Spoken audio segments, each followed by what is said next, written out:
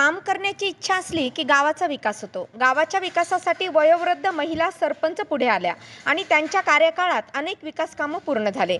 तालुक्यातील चुडावालगत असलेल्या सोनखेड गावातील महिला सरपंच मुक्ताबाई सोपानराव सूर्यवंशी यांनी मागील 2.5 वर्षात विविध विकास कामे हाती घेतली।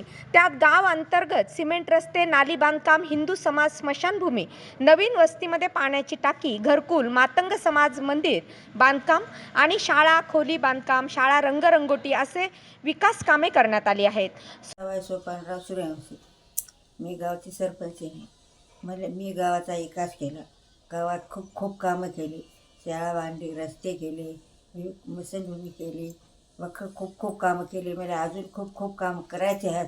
आमच्या मनामध्ये खूप कामं करायचे आम्हाला। त्यामध्ये रोजगार हमी योजनेतून खडीकरण 25-15च्या निधीमधून सिमेंट रस्ते, नाली बांधकाम, DPDC मधून शाळेच्या 2 खोल्यांचं बांधकाम, मंदिर परिसरामध्ये मुख्य गाव चौकामध्ये गट्टू रस्त्याचं बांधकाम, यामध्ये काही 25-15 तर काही रोजगार हमी योजनेमधून करण्यात आली।